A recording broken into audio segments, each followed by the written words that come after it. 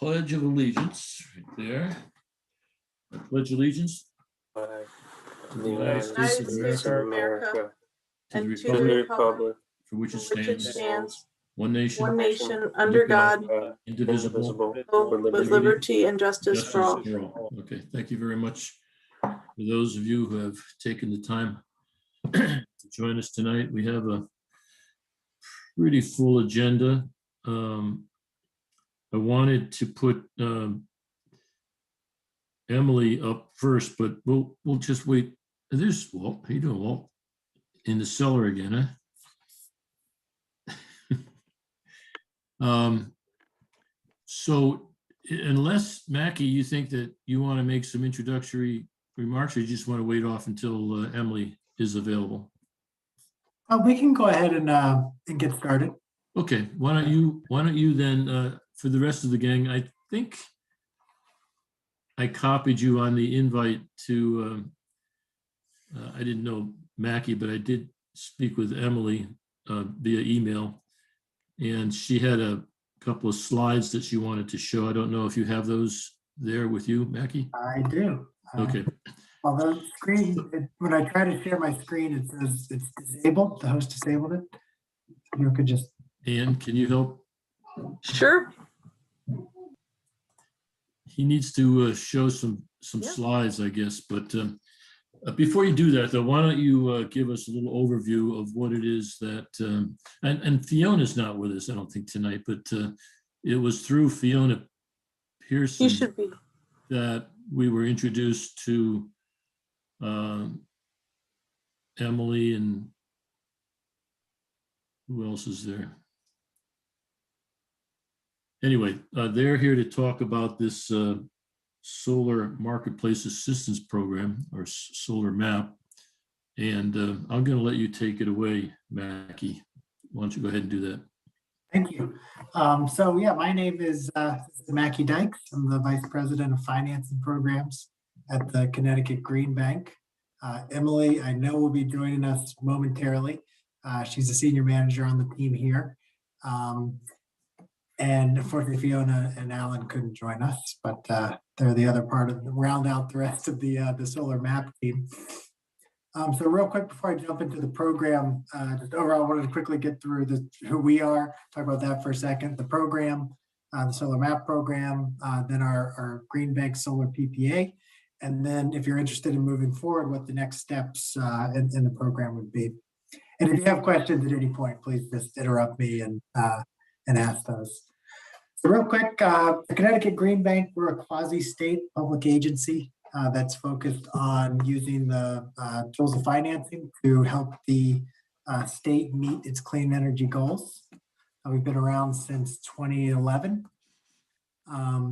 and we're active in pretty much everything from small residential projects all the way up to large municipal or business solar projects or efficiency projects, even up to some large grid scale generation projects. For this program, we partner with CSW Energy. We selected them through a competitive RFP to be our technical assistants to develop these projects with municipalities. So what is Solar MAP? So as I said, we've been around since 2011, and in that period of time, we have financed dozens of projects with dozens of municipalities across the state using our Green Bank Solar Power Purchase Agreement, which I'll talk about what that is in a little bit. But in providing the financing for those projects over the years, we realized that financing is not the only barrier, and oftentimes not even the biggest barrier to doing a solar project. There's many other things that have to happen before you can even get to the point of figuring out how to pay for a project. All the way from just identifying where the opportunities are in a municipality to assessing those, putting together an RFP, and then selecting the right company to build those. And you got to get through all that before you have to figure out how you're going to finance it. And we saw a lot of municipalities struggling to get through that process. So we developed this program to provide assistance at every step of the way, from a meeting like this, where we talk about the program and high-level opportunities, all the way to turning a project on. And this is just a sort of an overview of the program that I just went through. But again, so the key point is, starting with a conversation like this, figuring out what your goals are and where the opportunities are in your town. Then we use that information to come in and perform an analysis of all the sites. We look at your energy demand. We visit the site. We're looking at electrical rooms, doing sort of a full feasibility assessment. And then based on that, we develop the system designs, which we then bring to you to make sure that it meets your needs. You might things like, we wanted a carport, we don't want it on a roof, or no, we don't want, you don't want it on that roof, it's too visible, we want it in the back, just things that making sure that aesthetically or whatever your needs are, that the systems meet that. And then we go out, we get the incentives, and we run an RFP to select a contractor to build the project. And that's really where one of the other big benefits of this program comes in, because for that RFP, we're working with a number of towns across the state to aggregate all the projects that we find. And by grouping together with other municipalities, you're able to achieve much cheaper construction cost than you'd most likely be able to achieve going out with one or two projects on your own.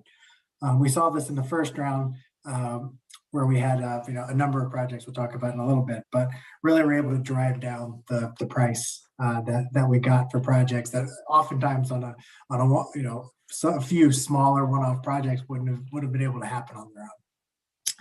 And once we finalize all that, we've got all the details and inputs plugged in, we come to you with the final proposal to execute the power purchase agreement and begin construction of the project. That's the process, which all leads up to this power purchase agreement. So let me take a few minutes to explain what that actually is. So as opposed to you going out and just buying a solar system on your own, when you do it through a power purchase agreement, the Green Bank and our partners are actually the owner of the system. We're the ones that, we're choosing the contractor, and we're laying out all the capital to build the system. We own it, and we sell you the power from that system. And that power is discounted to the price that you currently buy power from your utility. So we're able to create a scenario where current situation, as to the left, you're paying whatever your energy bill is now for a building. After a power purchase agreement, your energy bill will be vastly reduced because you're not buying as much power from the utility. You're instead buying the solar power from us, so you're still making a payment for the same amount of energy. But because the solar power is cheaper, in the aggregate, you're paying less for the same amount of power to power that building, so you're able to pocket the savings. And there's a number of reasons why this structure makes sense as opposed to buying the system yourself. Probably the biggest one is there's no upfront cost. The Green Bank fronts all the money to pay for the system. So and because the cost of the electricity is less than what you're paying now, you're cash flow positive from day one. You're locking in your electricity rate for these are 20-year terms. So your rate's locked in, and we can expect that over time, utility rates they tend to go up. So you're sort of building in some certainty about your power cost. And because we're the owner of the system, we're responsible for all the operations and maintenance costs. And because we don't get paid if the system's not producing, because you only pay for the power that the solar system makes, we have every incentive to make sure that that it is up and running. We're doing at least once a year preventive maintenance checks. We're rolling trucks as soon as we're monitoring the system, and if we see any fluctuations or, God forbid, no production, we're rolling trucks to make sure we can get it back online. So this is a great way. It's sort of to go solar for all these reasons. It shifts the risk away from the municipality and onto someone else. And another key reason is that this makes sense for municipalities is that a lot of the incentives for solar are tied up in federal tax credits, which you're just not able to access because you don't pay federal taxes, obviously. So for entities like nonprofits, cities, the state of Connecticut, we're working with the state on dozens of large-scale solar projects where they're also utilizing this same program and structure to go solar. So yeah, so it just makes a lot of sense for all these reasons. Let me pause there. I just do a lot in terms of the program and the power purchase agreement actions. I'll pause and see if there's any questions before moving forward. I have a comment and then a question. The town of Cheshire has 2 municipal installations, one at a former landfill, and that's a 1 megawatt system. And we have another one at the police station, which is a 2 solar carports. So we're familiar in general with the process. We didn't work with the Connecticut Green Bank, but we did work directly with developers. Dan Bonbaro, can you comment on that a little bit, please? Is Dan on? He has to unmute. I had to unmute. Sorry about that. Yeah, to Rich's point, we do have 2 facilities in town. Both are PPA agreements. One of them started with Solar City. Solar City wants the 1 megawatt solar array at the landfill. Was completed. They sold the rights of it to Next Air Energy, and again, that's a power purchase agreement with 5 benefiting accounts through town through virtual net metering credits. And then there's the solar carport at the police department, as Rich mentioned. Those are both, to say it in least, are in their infancy towards the beginning of 20-year contracts, much the same as you're presenting before the group tonight. Yes, and yeah, I have a question. go ahead, Dave. Yeah, it's a PPA, and you're talking about a fixed 20-year supply rate somewhere around something per kilowatt hour. How is that determined? And I also had a question. Looking forward, as far as what homeowners want, I see things like these Tesla wall home battery type of storage things for security reasons, as far as outages and stuff like that. Are you guys trying to incorporate that into your program at all? So on the first question, how the power price is determined, yeah, you're absolutely right. It's just a per kilowatt hour rate. It's determined by a number of factors. The biggest one being what it costs to build the system. The more expensive a system is, a rooftop is typically the cheapest, then a ground mount, and then a carport is the most expensive. A system that's the same size, if it's a carport, is going to be, or your PPA rate is going to typically be much higher than a roof mount, just because it's more expensive. The other factors are all the incentives that go into it. So, what the federal tax credit is, and that changes over time.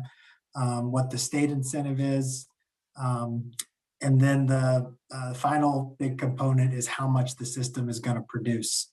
If it's in just if the building's not facing a good way in terms of its orientation to the sun, and there's a bunch of trees, and you're just not going to get a lot of production, then your PPA rate is going to be higher. That's why we, as we'll talk about in a little bit, we can't tell you, when we do our feasibility analysis and come back with a proposed layout, we can't tell you what the PPA rate is going to be, because we won't know that till we go out for an RFP. In that feasibility visit, we're just making sure that we think based on what you can expect system cost to be, and we go ahead and run the analysis on how much it'll produce. whether we can deliver you at least a 10% discount on your current rate. Otherwise, I feel like it doesn't make sense to anyone to spend the time. So we want to make sure at minimum we can expect to see that kind of discount. Then on the second question on batteries, right now we're not, just because the economics really aren't there when you run the numbers based on where battery costs are versus the revenue streams you can get from a battery. However, we do expect that to change in the very near future. The Green Bank is actually working with the Public Utility Commission. There's a draft proposal out that they just issued that would have us running an incentive program for batteries, us and the utilities. So once that comes online, which I would expect to be most likely next year, then once you've got a rebate in the picture, I expect batteries to start making sense. So we'll certainly be incorporating them at that point in time. And you can also always come back and add one to a solar system later. Yeah. So I didn't get to, it's not that I didn't get to ask my question, but I do have the question, and that is the role of the Green Bank. The town of Cheshire, we've been talking about it for several months now, would probably like to do more projects. But the projects that we've done so far have relied on net metering, virtual net metering. They've also relied on, obviously, developers being interested in doing projects with or without incentives. What's your role in actually finding a developer that's willing to go ahead and develop the projects? And are there, in a practical sense, is there a market for projects like this in, let's say, the absence of virtual net metering or utility incentive programs? It's a great question. It actually, it speaks to exactly the reason why we started this program. So with Solar Map, we focus exclusively on what's called behind the meter projects. So building a solar project that's gonna produce power just for the building it's on or the site it's on. With virtual net metering projects, it's great y'all got in there while that program was open. That's it's a fantastic program. The numbers make sense for everyone. So frankly, you didn't need the Green Bank, a quasi-state agency, involved in those projects. They just made sense. And to your point, I'm sure you all had developers beating down your door to do those projects. A lot of the times for behind the meter projects, especially smaller ones, that's not the case. And there was a gap where just a lot of them weren't happening. So that's why we started this program. And we essentially are stepping into a certain degree in that development role and putting all the pieces together, doing the initial feasibility, securing the incentives, and then, procuring the engineering and the construction and everything. So we'll be the one that you're for these projects that you'd be dealing with. At some point, once we get to the construction period, we would hand over a lot of the relationship to whoever we selected in that RFP to actually build it. But they work for us. You're our customer. We're doing the construction management. And at the end of the day, it's us and Chester that would have the 20-year relationship on the project.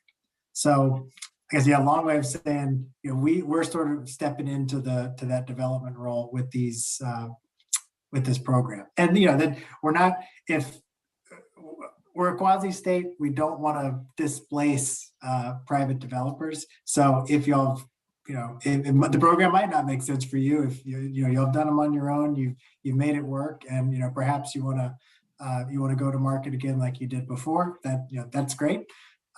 We're trying to figure out opportunities where projects can happen with a program like this, and try to get them to happen. Did I hear you say that the Green Bank acts as the developer? In a sense, it depends on what what exactly you mean by developer. We're taking some of the risk, and we're putting the elements of the project together that oftentimes a developer does. I don't have electrical engineers on staff or construction teams that are going to come build the project. We're procuring that through this RFP that we're aggregating multiple towns or projects from multiple towns. But I guess again, typically a developer doesn't have a lot of those on staff. It really depends on their model. So yeah, to a certain degree, you could say that.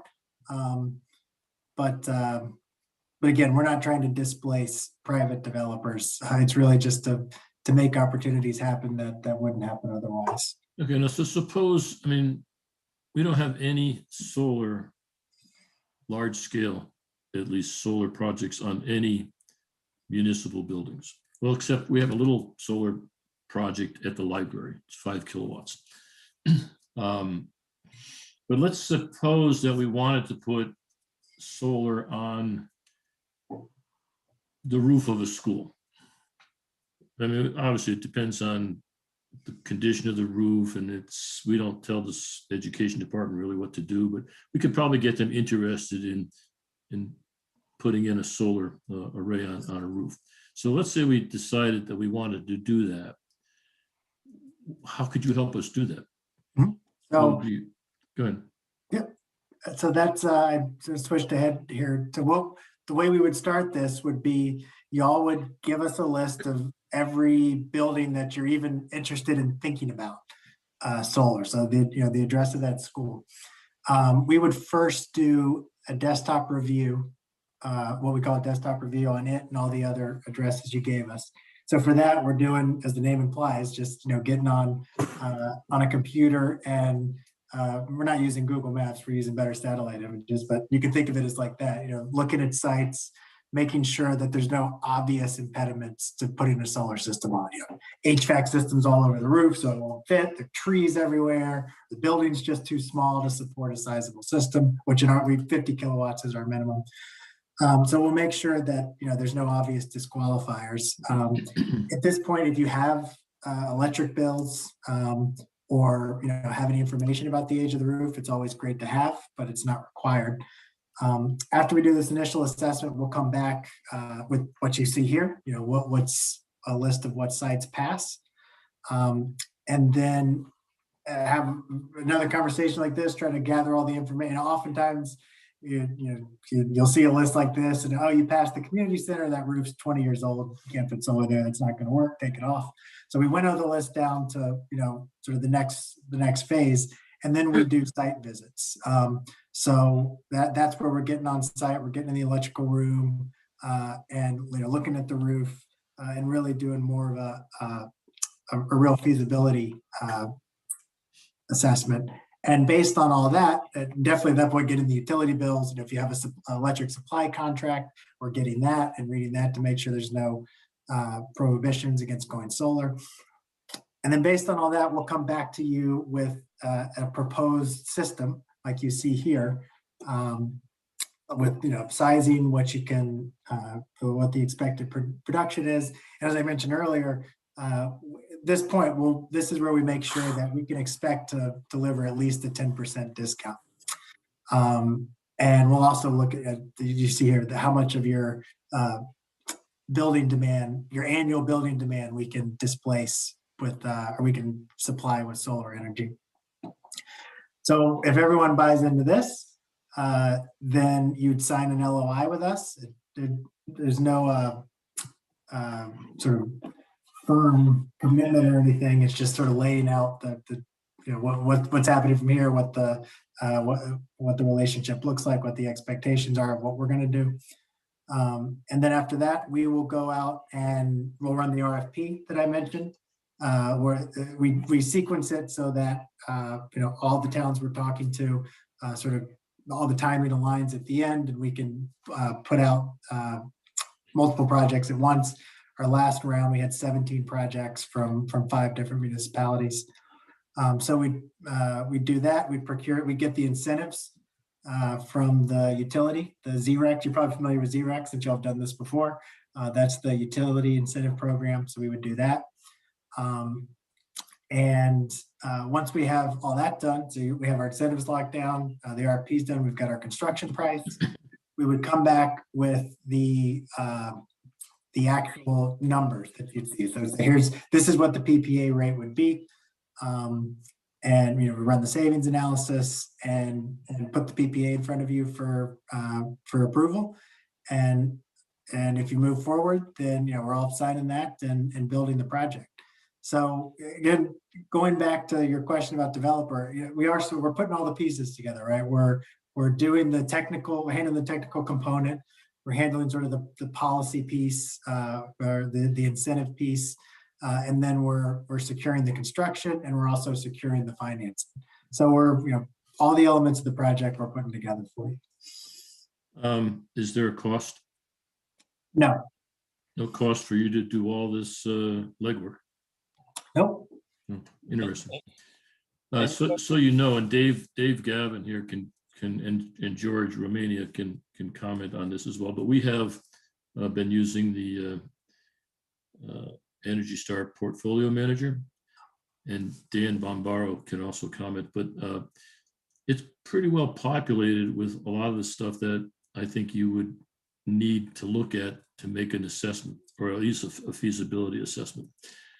It's got all of the the occupancy and the size of the facility and the energy bills, electric, gas, oil, or whatever happens to be the fuel that's being consumed. So we've got a lot of that information, and it would be very easy to share that with you.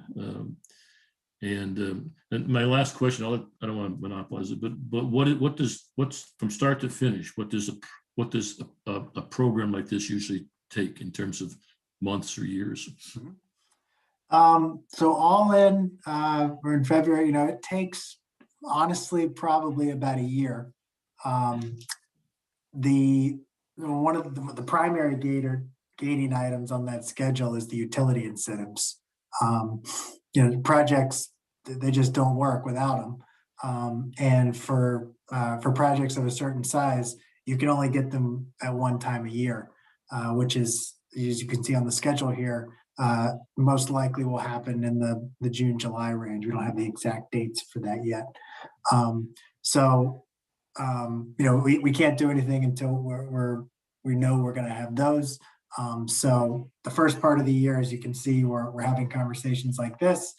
We're doing the preliminary design on the systems and getting everyone on board. Then when the utility incentives open up, we're going in, hopefully getting those. And assuming we do, then we sit around and wait to make sure we get them, and then we can go back into motion, do the RFP, finalize your cost and your contract based on that, and then start building the systems. Okay. I kind of interrupted your presentation. Did you have additional slides to go through, or? No, I think this is probably better. Emily, did you have to add or comment on any of what Mackie has already mentioned? Yeah, Mackie's covering all the bases. Apologies for being late. Hello, everyone. Emily from the Connecticut Green Bank. I think the only thing I would add is, aside from our role is helping to put all the pieces together, as Mackie said, a benefit of this is that we are bundling projects together with other towns that we're working with along the same development timeline. There we go. And the results of last year's round of the program really proved that was a beneficial strategy to delivering even greater savings to towns than if you were to do the projects one by one or on your own. So as Mackie mentioned, we worked with 5 municipalities last year for a total of 17 projects, predominantly in schools, and then town hall, town garage. Those projects will generate 3.5 megawatts of solar. And although at the initial phase, we do the economic feasibility, we'll make sure that these projects will deliver energy savings. We want to make sure, we're not going to propose a project that wouldn't give you a discount. So initially, we'll make sure we're providing at least a 10% discount, but we found that by aggregating the projects together and RFPing them together, we were able to deliver last year 22%. It was a range of 22% to 59% of a discount to the utility rate. And those will in aggregate deliver over $4.1 million in term savings. So it's a way for us to kind of pool the towns together who, you know, may do one or two projects individually, but together we can pull together a larger portfolio and pull down even greater savings. Can you tell us who the other five municipalities are, or is that confidential? No, it was Branford, Manchester, Mansfield, Woodbridge, and Portland. Brooklyn? Did you- Connecticut. Hey, I had a question, Dave Gavin. We're currently undergoing a fairly significant capital program about school improvements. You know, it's going to be a multi-$100 million deal by the time it's done, I think. But as from the Energy Commission's viewpoint, we're very concerned about efficient energy usage and, you know, design and what have you. Now, is there any way you can help us with that?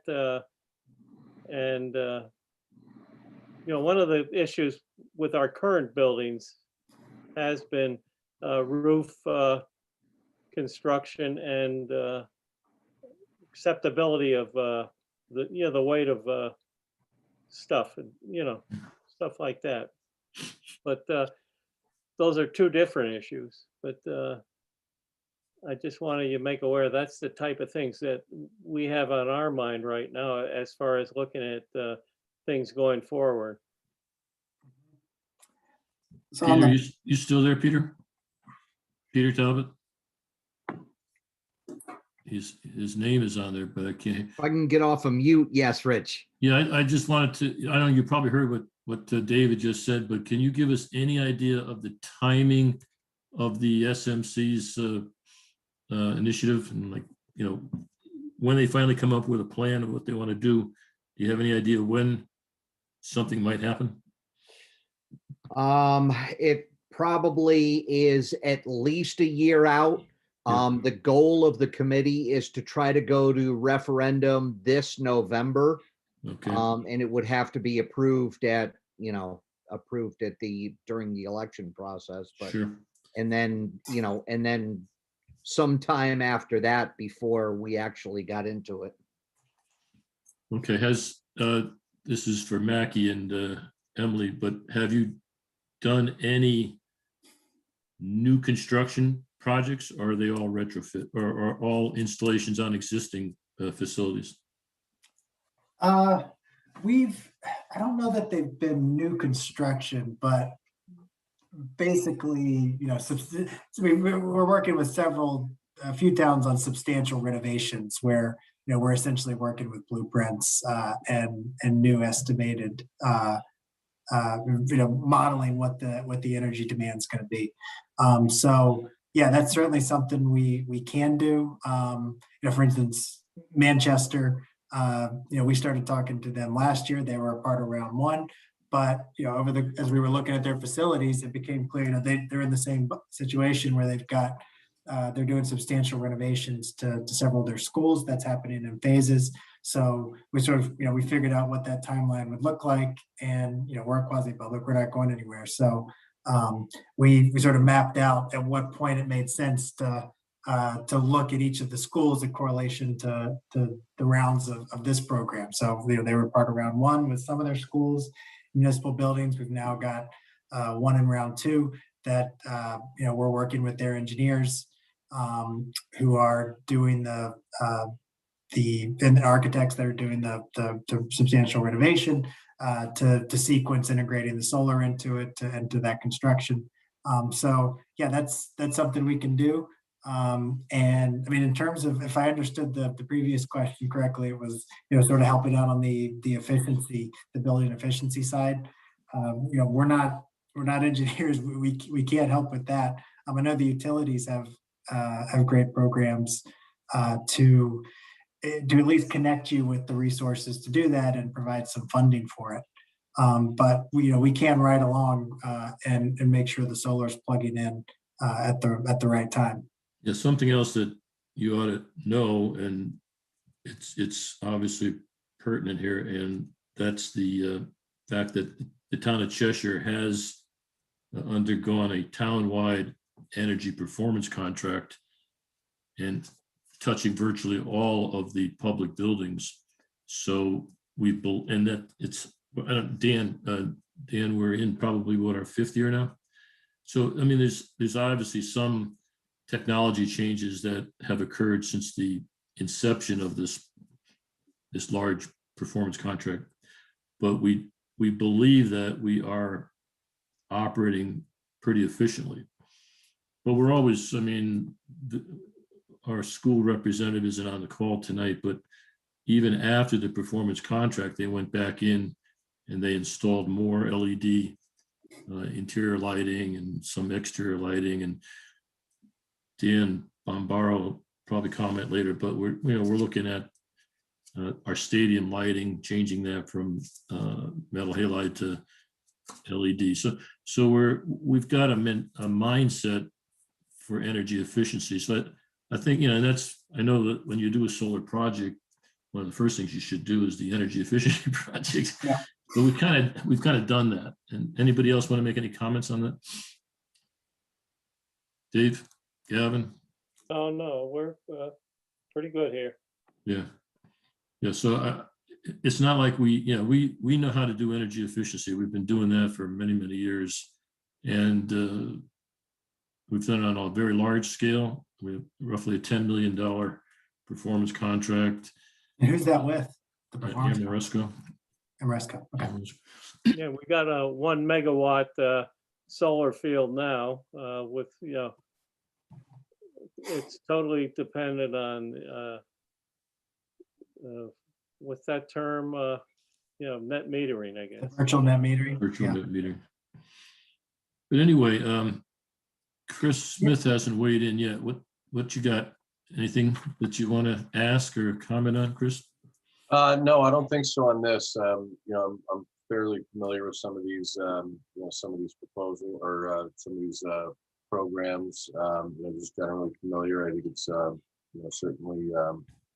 certainly worth looking into. I think, all this stuff and echoing some of the comments of Dave earlier. I think the battery storage stuff is a really exciting thing, coming down the pipe. So.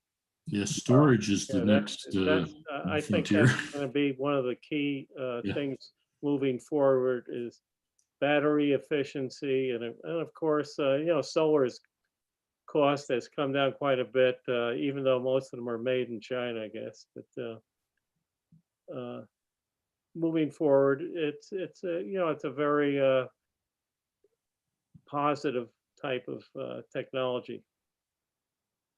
Ryan, did you have anything? O'Grady? The only thing I would like to add, I have solar on my roof with Posigen and worked with the Connecticut Green Bank for that. So I have a power purchase agreement, obviously not through Solar Map, but it was pretty easy process to go through the Green Bank and everything just happened on schedule and it's pretty smooth and it does save me money. So Good. it's a quality program. Good. Thank you for that comment. Walter Gajewski, got anything? No, he's shaking his head. Hey, I had one question though. You're saying you're going to guarantee that 10% reduction over utility cost. How do you do that with a fixed 20-year price? Just to be clear, I didn't say we would guarantee the reduction. When we do the assessment, we're making sure that we think after we go through the process, after we get the incentives, after we do the RFP, that based on, when we look at a system, we can get we've financed, over 100 of these around the state. We have a pretty good sense of what they should cost. So we can estimate that and estimate what we think a PPA rate might be.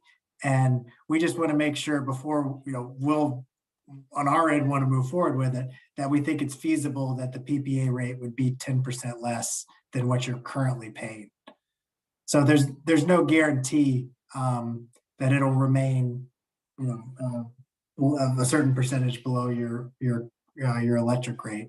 Our agreement with, at that time, Solar City, now Tesla, now somebody else, was, I believe, a guaranteed rate of somewhere in the neighborhood of 8 cents a kilowatt hour for 20 years. We'll guarantee the rate. So whatever the kilowatt hour rate is, that'll be fixed for 20 years. But we don't guarantee a percent discount to your existing electric rate over the course of the 20 years. Because that could fluctuate, over 20 years, I would imagine it's going to go up, but it can slightly go up and down. So we're not guaranteeing a percentage below that, but we are, whatever the rate is, it'll be fixed. Okay, Ryan? There's no chance Eversource is going to be lowering its rates in the future here. And the one thing too about when you have the solar, you don't have to pay the delivery costs. So you're generating it on site, so you're saving both portions of that you would look at on your Eversource bill. So there is really good savings, even if you're, if you're factoring in the price of the delivery and the electricity, it's like 24 cents a kilowatt. That's for residential. I don't know what the municipality pays, but there is definitely room for good savings there. Definitely, because, like right now, about 65% of our bill is delivery related, not source related. So. Yeah. So we analyze each bill and figure out what the rate we'd be offsetting at each site would be. And we calculate that. So typically with most municipal installations, that is between usually 10 and 12 cents. Sometimes it'll be higher, and every once in a while you'll see slightly lower than that. I haven't seen anything below 9 cents. And then, on the PPA side, our last round, it depended on each project, and each one has its own cost of production and everything. But the rates were between the high 5 cents up to, we might have had one or two at 8, but I think most were in the 5, 6, and 7 cent range. What's your break between residential and municipal? I'm sorry, I don't know. What do you mean? Between homeowners and cities and towns? Do you do both, or? We don't, on the resident, we used to provide power purchase agreements on to homeowners, but we don't do that anymore just because frankly, that market is so mature. You don't need, we didn't need to do it anymore. Okay, we do work with Posigen. So, someone mentioned them earlier. We provide financing to them. We're actually, we provide to them, which enables them to offer those power purchase agreements. So, likely some of our funding, and I think it was Ryan that mentioned a system through them. There's probably some Green Bank funding behind that. There's two guys I didn't tap into, George and the other Dan. Dan Knutson, do you have anything?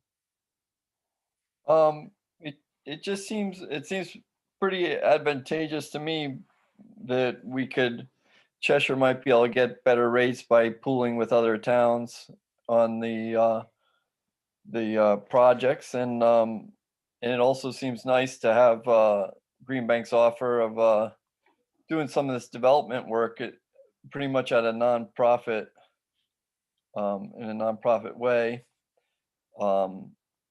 So it sounds good to me. George? Are you still there? George Romania? Ann, is George on? Okay, well. Hold on, let me just see. Is he there? He should be there. I wonder if he's just muted, that's all. Yeah, Peter, we got the other 5, municipality names, Brantford, Manchester, Mansfield, Willimantic, and Brooklyn. No, it's actually, it's Manchester, Mansfield, Woodbridge, Oh, Woodbridge, I'm sorry. I thought it was Willamette. I'm sorry. Woodbridge. Portland. What's the fifth? Did I say Branford already? Oh, Portland. I thought you said. Portland, Okay. yeah. Yeah, okay. Portland. They're very active in the energy realm. Okay. So let me ask either you, Mackie, or Emily, what's the next step? What would we do? Yeah, it's as simple as sending us a list of addresses that you'd like us to do the desktop review, and then depending on what that turns up, we can take it from there. Mackie put kind of the general schedule, and our main kind of gating deadline is hitting that utility incentive program, which I believe is actually May. We know it's starting in May, so that would need, you know, a certain level of approval from the town to feel comfortable with us moving forward, putting projects in and securing incentives for them. But the very first step would just be submitting a list of addresses you'd like us to review. Okay. All right. Well, again, that's, you know, the town here in Cheshire, anyway, I'm not sure if it's the same in all of our 169 towns, but we have somewhat of a demarcation between town and school. So, and so we would have to get the buy-in from the school education department or George said he needs to be let back in by the person running. Yeah, the meeting. I'm still looking and I don't see him. Sorry, just got his email. No, thank you. I was just trying to get a hold of him too. One Okay. thing, Emily, I'd like to ask you, I know that it was mentioned that you guys are looking for projects that are a minimum size of 50 kilowatts. What's the area required for that? It would make sense to, you know, not be looking at buildings that would be wasting the time that wouldn't meet that criteria. So what's the rough area requirement to get to that 50 kilowatts? Can you guys hear me okay? He's back. Can you hear me? Yes. Yep, Yeah. there we go. All right, thank God. I don't know what was going on there. I just want to say that usually you have to pay the maintenance costs when you get one of these for a residential home, as my understanding. So this time it sounds like we don't need to pay maintenance costs. So what are the only costs? The electricity that we're getting, and that's it. And we're basically relying on you guys to upkeep it and keep our solar energy going well to keep our rates down, or how does it work? Is that the only cost? Yeah, that's correct. The only cost would be I guess if you call it, the only cost is purchasing the cheaper power and that you'd be buying anyway from the utility without the solar project. I mean, I can't imagine you guys are making any money having to, because you're gonna have to replace those solar panels eventually. They're very costly, you know. You're gonna be making money off this minor amount of power that we're drawing. So the panels actually, we expect those to last the whole 20 years. Those are warranted for 20 years, and they'll typically go longer. But there are some other key equipment that only has a 10-year life, so we plan on replacing that. But yeah, it's all built into that PPA rate. How often do you guys like maintain these solar panels?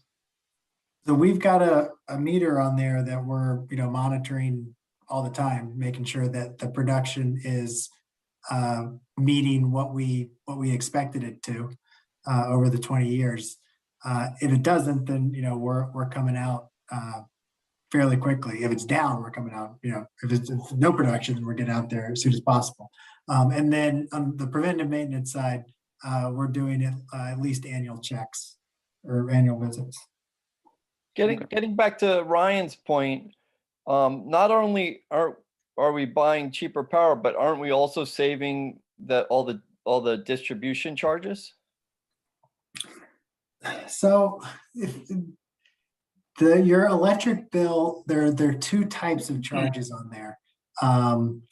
There are those that are well, I mean, you could do several different buckets. There's the generation charge, the electricity charge, and then there's the other component, which I think you're talking, the transmission and delivery.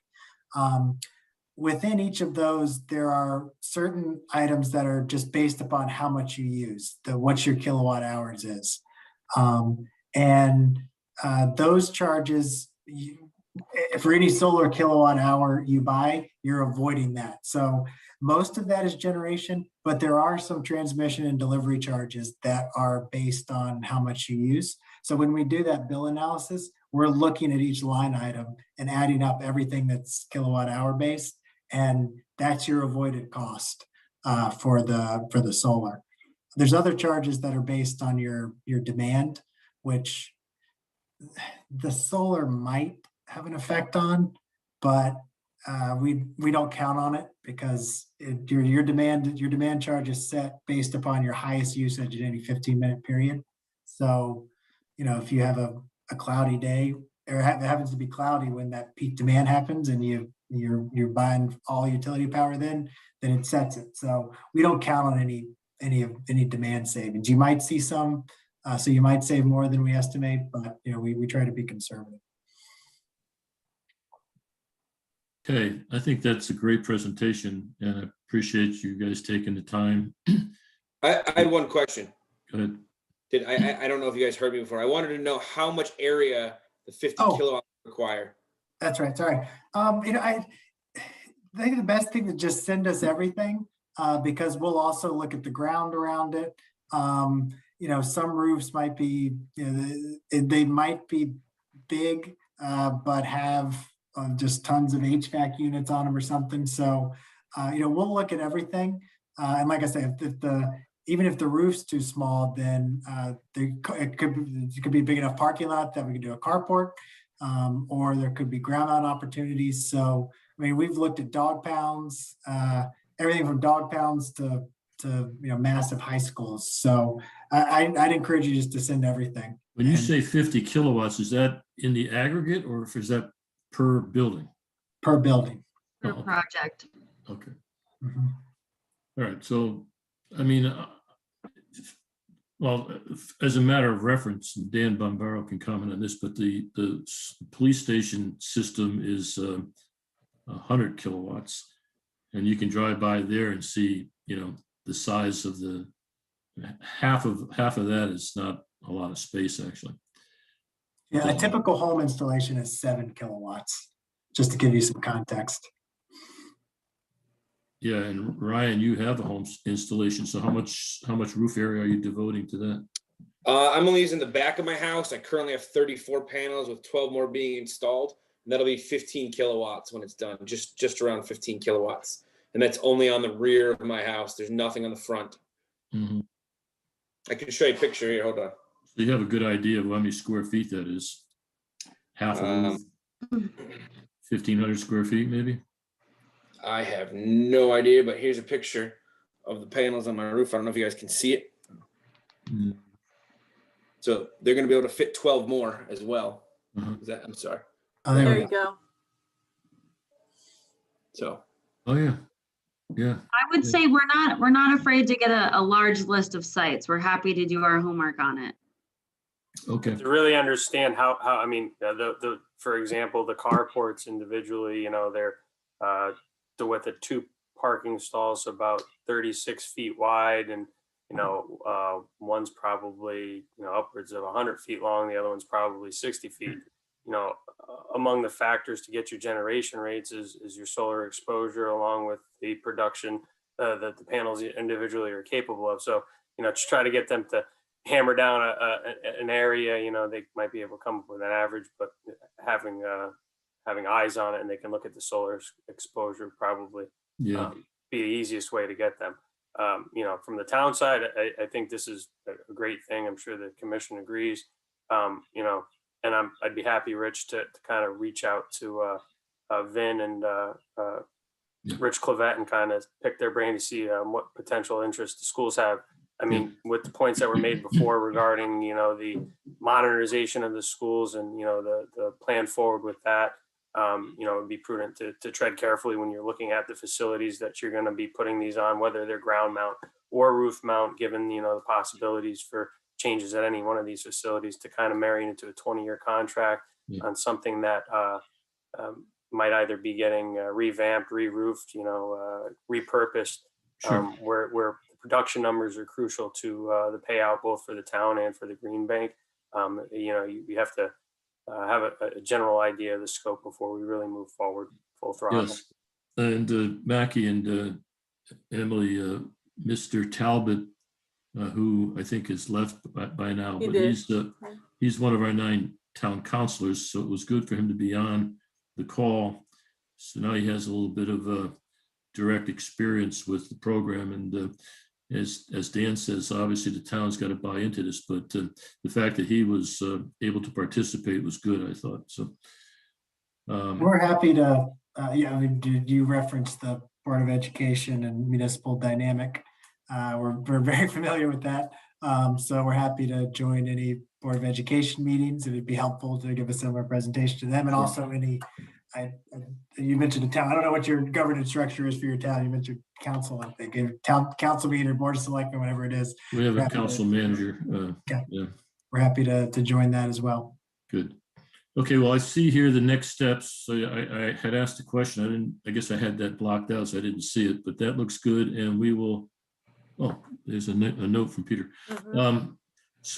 Yeah, I think we know basically what we need to do going forward. Does everybody agree with that? Anybody have any additional questions?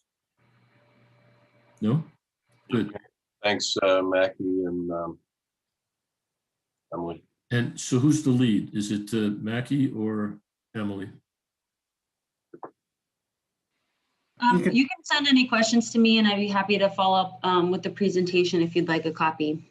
Oh yeah, I'd definitely like a copy. I should have asked for that, yeah. Okay, so then we will And use once you have Emily. hopefully, we'll want to move forward with at least the check, the desktop review, and you can send those addresses to Emily.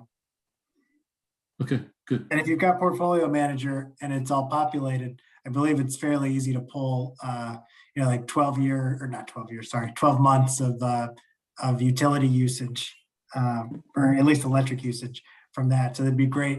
Again, not required, but if you're in there, pulling the building addresses, it'd be great to get that that usage as well. Right. Okay. Excellent. Well, thank you very much again. Appreciate your time, and you're welcome to stay on if you like, but we're going to go on to other business. Okay. So, okay. Thank you. Thank you. Thank you. Thanks. Good to see you again, Chris.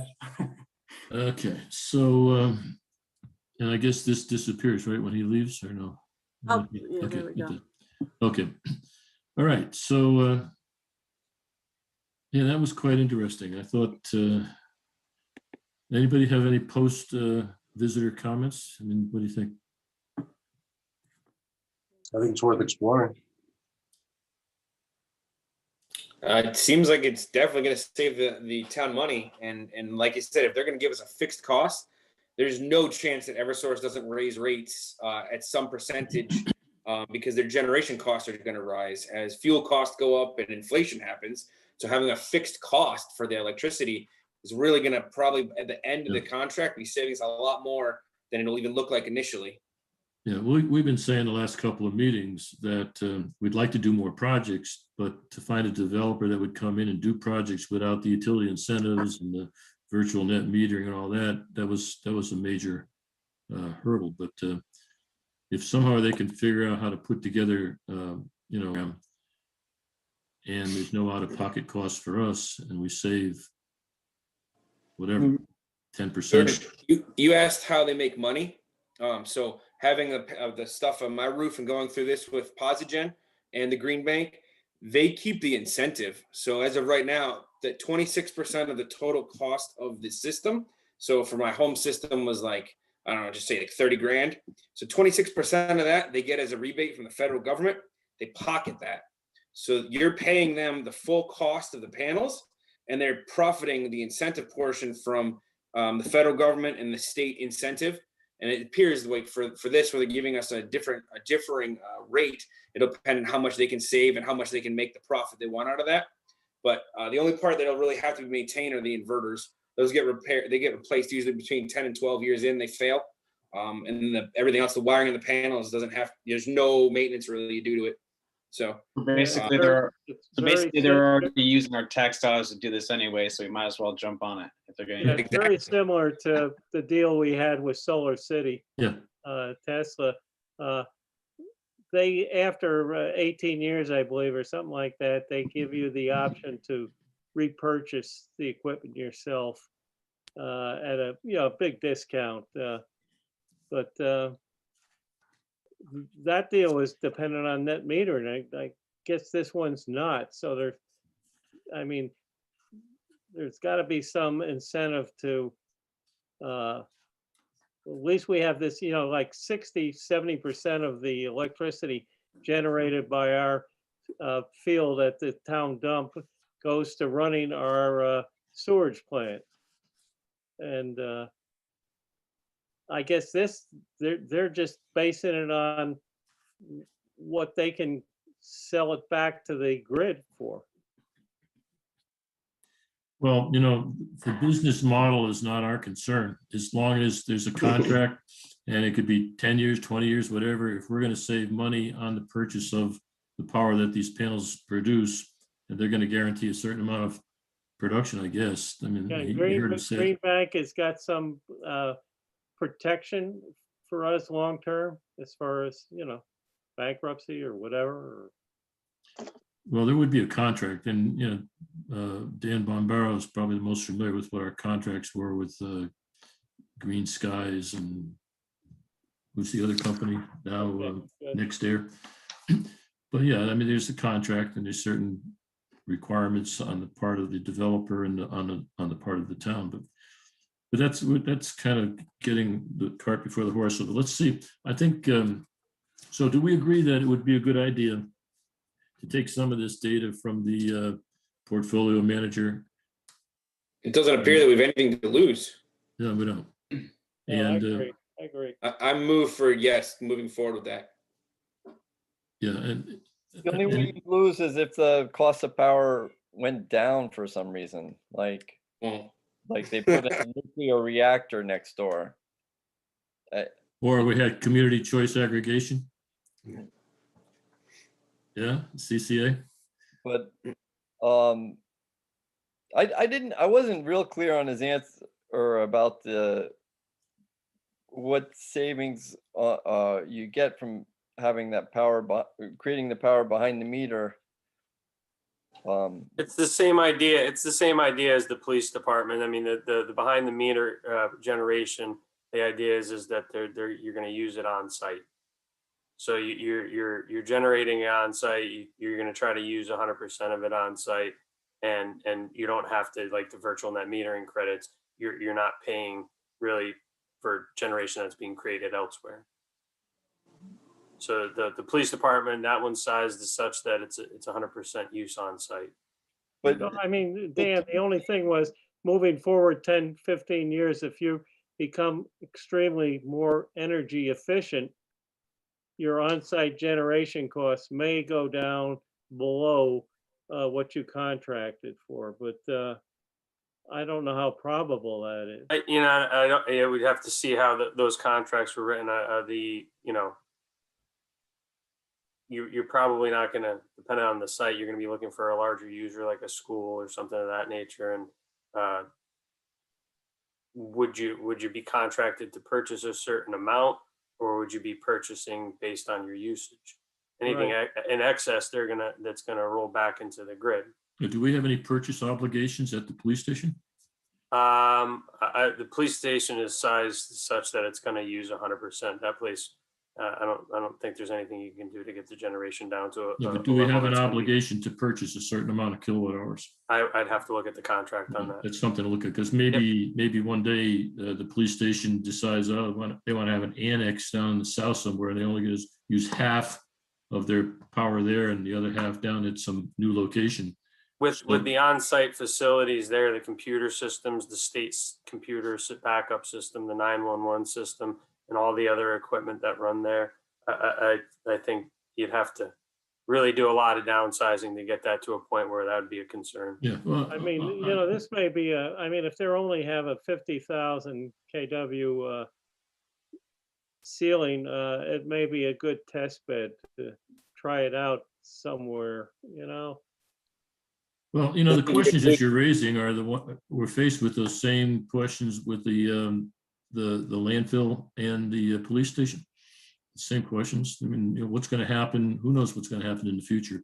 I think it's probably a good idea to start the wheels turning to at least get some addresses, have them do their desktop analysis or whatever they call it.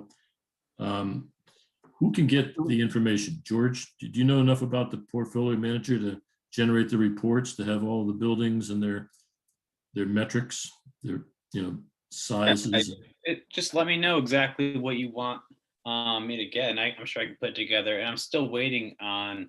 I know you guys want me to enter information in manually. I haven't received anything to enter in manually. Yeah, I apologize for that, George. I'll get that out to you. We should probably set up a time to kind of go over it. Yeah, I I'm mean, good with it. whether you want to wait until the end of the winter months where, you know, we just have a lump to go through, it's might just be easier. But I'll try to send you out something tomorrow. Yeah, and actually, that's only about 2 or 3% of our energy costs at most, you know, oil. It's a very small percentage of our gas and electric. Hold on. All right, so that we don't have a completely amorphous meeting, I want to try to get back on the agenda. And I think, you know, there's no point, the mechanics of doing this is something we could work out, but do we agree that it's probably a good idea to take them up on their offer? Yes, pretty much. We don't have to have a formal vote on that. I think that's a good idea. We'll figure out how to do that maybe further on in the meeting. But let's get back to the agenda. We need to take a look at the minutes from the last meeting, January 25th. And as I always say to everybody, do you have any comments, questions, corrections that you want to bring to our attention? Or not? Because I have two very, very minor things. Anybody want to go before me? I did not see anything that I thought was inaccurate, but I don't have the eagle eye that you do, Mr. Chairman. All right, again, they're very minor, and please bear with me, but on page 1, this unfortunately goes back to the previous minutes where I asked you to change luminary to lumens. It's not, it's Lumens, lumens, not, it's lumens. Yeah. Okay, I mean, that's just a small thing, all right.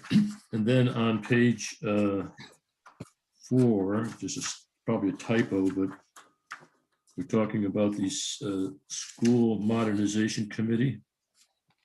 And on page 4, under section F, last line, it says something that it says provide feedback to the SMZ committee.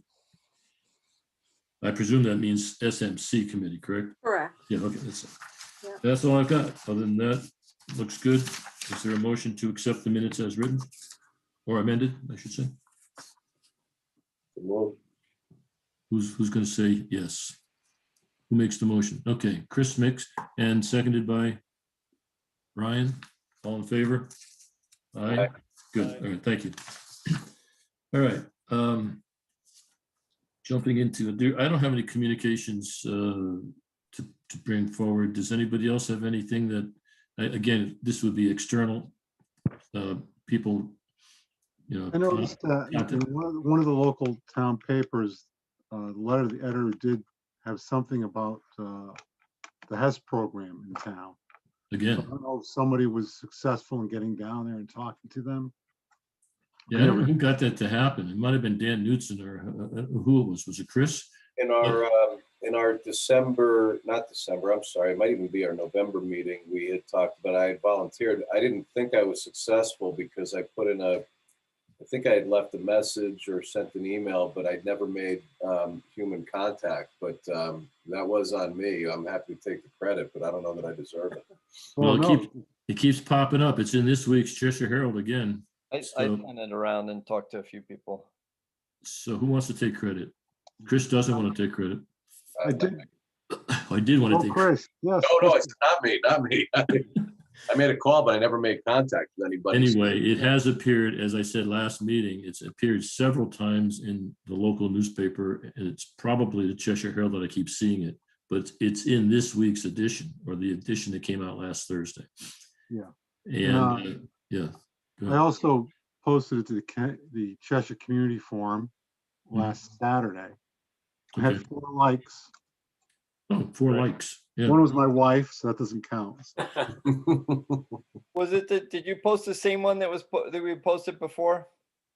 I had some pictures of a house with icicles and no icicles. So it wasn't the exact same thing, no. Okay.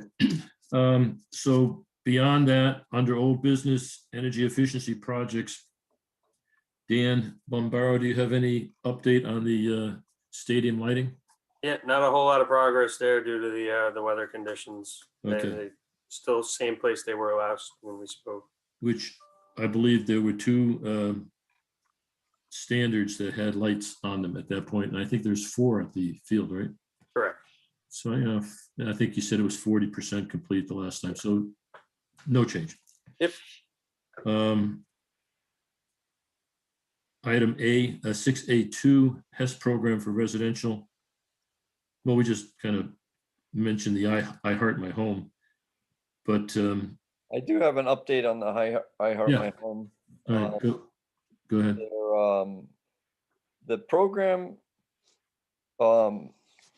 it's kind of like a pilot program, and they've now passed 100 households that they've helped, and 14 of them were from Cheshire.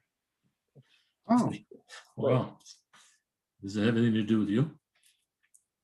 It has to do with the articles, getting the articles in the paper and on the Cheshire Facebook page. That's 14%, Yeah. right? And so what Easy math.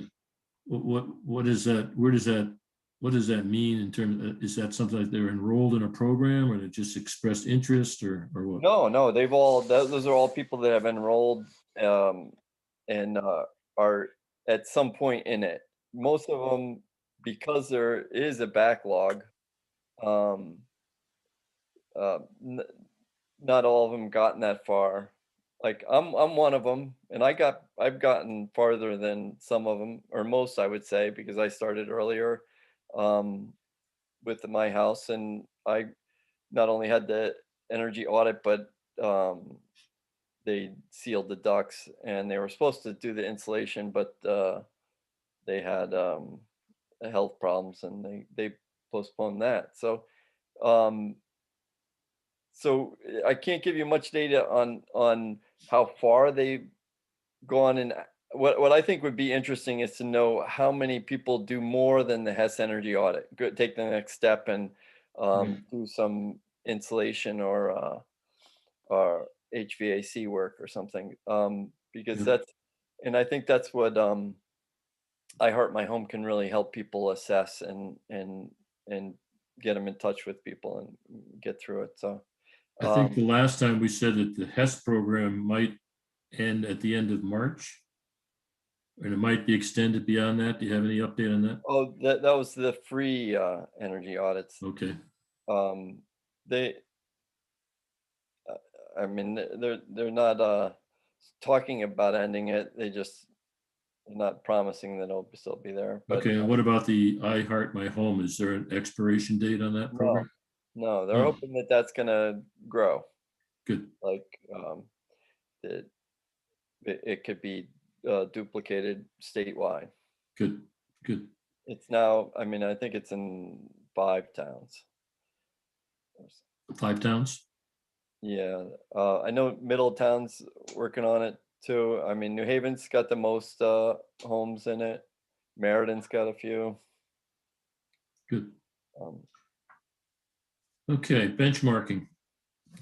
I sent out a link this afternoon because I only got it this afternoon. There's a seminar on Wednesday. I've signed up for it.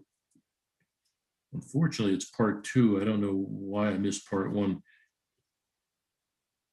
But it's a coincidence because on the agenda, I put down on under B, benchmarking item 2, using portfolio managers as a guide to, new energy projects, which is something we've been kind of talking about for a while. Because there's no point in having this benchmarking tool if we're not going to do something with it, right? So along comes this seminar on, and it's an Energy Star seminar. It's on Wednesday at 1 o'clock. And it talks about what you can do with the results of the portfolio manager. You know, it's great to have these reports and metrics and so on and so forth, but unless you do something with that information, what's the point? So I sent that email out earlier today, probably around, I don't know, 4 o'clock or 4:30 or whatever. You should take a look at it. I don't think part one is all that big a deal anyway, because it has to do with how to set up portfolio manager and what it can do and how it does it and all that. And we've all pretty much seen that except for George. I think, sorry about that. But yeah, so take a look at that. And it would probably be a good idea to have somebody's got to take the lead on this, right? Because we all can get into portfolio manager, presumably, if we know how to do that. And I know I can do it, but I haven't been in it for, I don't know, 2 months since Amy Thompson gave us the instructions. Chris Smith and Ryan, did you guys, did you get in the, did you participate in the training for the portfolio manager? I was only on for the, I might have, we were on for, I logged in when they presented it here and I think I was able to get on, but I admittedly have not been on since then. Yeah.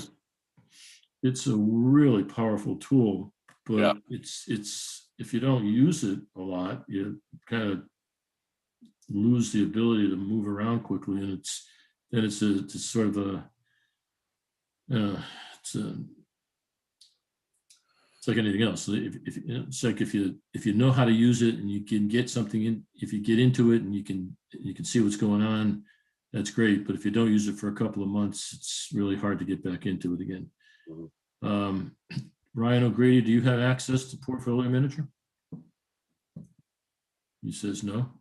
No. All right. Well, Dave, where's Dave? Gavin? I'm right here.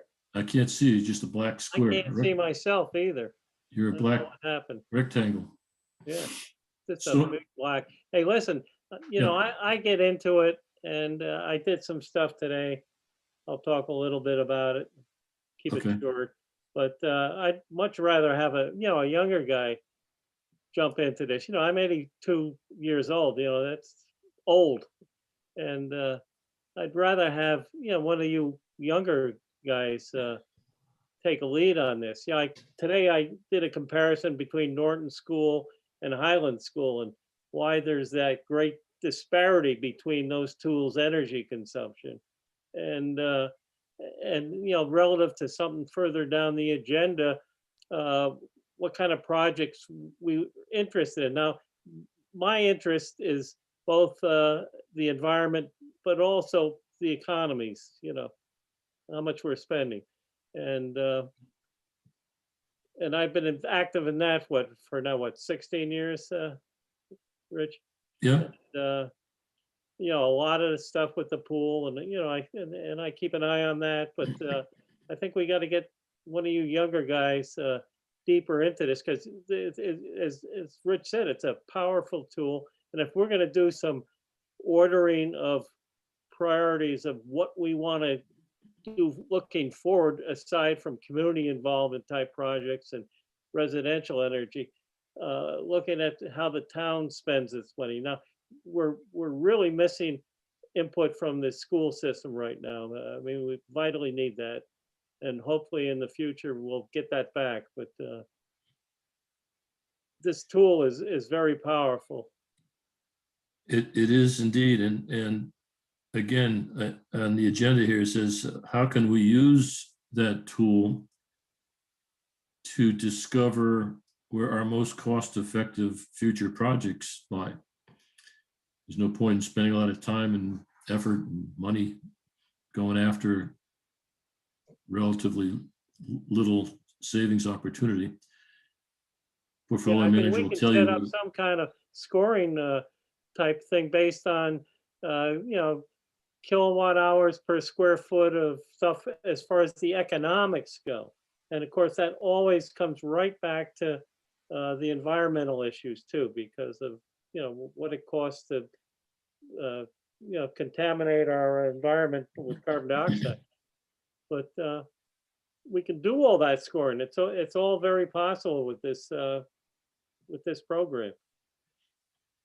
Okay, well, my question would be, is there anybody on our commission who can ride herd on this, take lead? And again,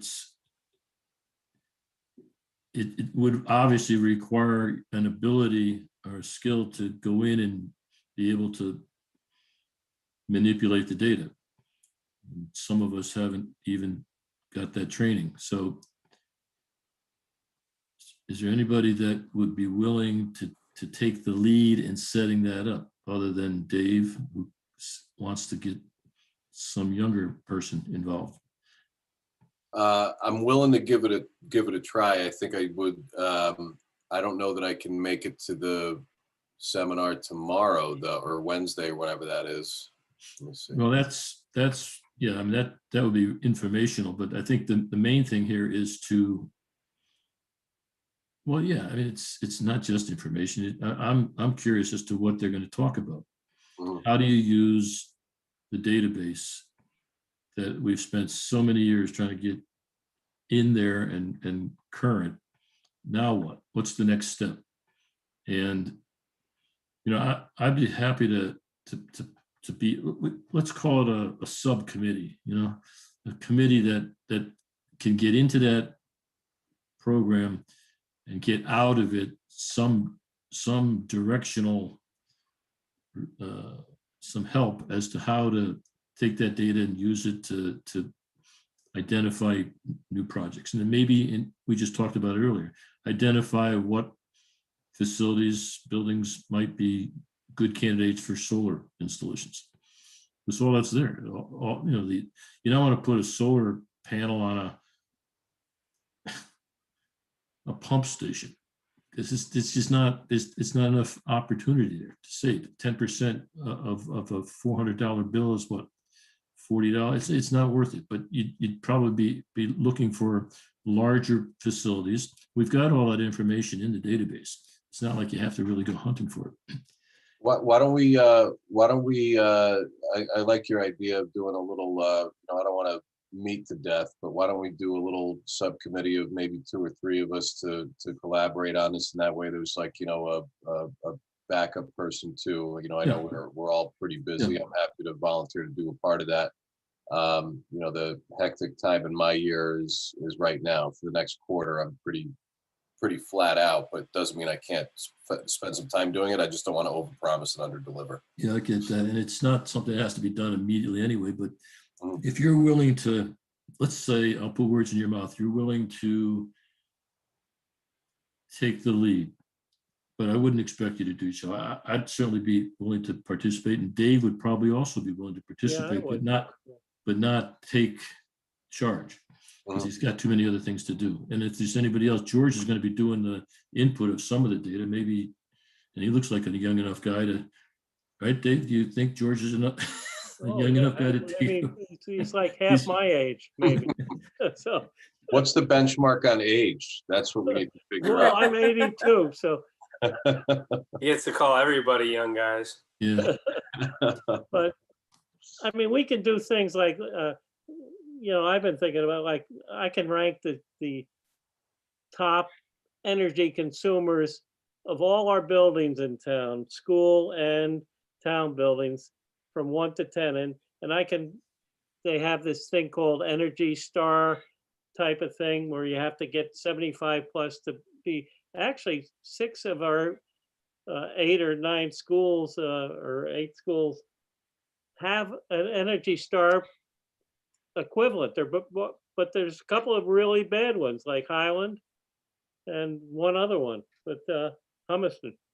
But so you can say, well, maybe we should be doing something at Highland, because we spent a lot of money with our contract with Amoresco to improve energy consumption at these schools. And yet I don't see it at Highland. I mean, Highland used to be like a electrical heated building, you know, and then we converted it to gas, and we did the same thing for the high school. But both the high school and Highland don't meet Energy Star requirements. In fact, Highland is like, Norton has an 82% rating, and Highland has a 42% rating. So something's wrong there, you I know? wanted to, yeah, it could just be an error too. You know, we've talked about Yeah, it that could be. before. Yeah. You know, I wonder if we're just, I think we're overthinking this a little bit. I think if we get the data in there, I think it's a matter of us figuring out what are the metrics that we're looking for to identify, you know, in some type of uniform, you know, metric. I mean, is it the kilowatt per square foot? Is it something else? Let's figure out what that is. And I think this tool is powerful enough to, you know, maybe I'm mistaken, but I'm not seeing this as much more than a couple hours of just pulling reports and figuring out what we're using as data. So Keep in maybe- mind, Right, yeah. Dan Keep in mind- Bombaro, Dan Bombaro, you were going to talk to Amy and try to get this report that she promised, where she was going Yeah, I had to. emailed her after the last meeting or before the last meeting, and she hadn't responded. I'll follow up with her again. I haven't got a response. It's an directly Excel back. smeadsheet that's got Yeah. all the facilities. She and said, I all mean, the- it was something that they had set up that they use internally that they felt would be something that you could look at.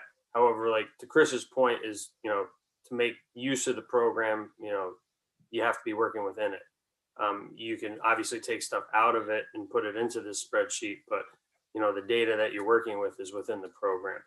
So I'll continue to, I think if this avenue, I'm going to reach out to the young lady that was assisting her on that and see if I can't go down that road to get the spreadsheet for you. If we can get our hands on that spreadsheet, that's going to be 90% of the way there, because it's got all the buildings, it's got all the metrics. You can sort it any which way you want because it's an Excel spreadsheet. It'll tell you exactly where to go. But you know, we've been waiting now for several months for it, and I don't know. Try. I mean, I think at the avenue that it might just be that when I first emailed her about it, I think they were on winter break at that point, okay. and I'll follow back up with her. Okay. So is Good. the issue that the data just needs to be input? How do we know that that's up to date? You can export into Excel from the program.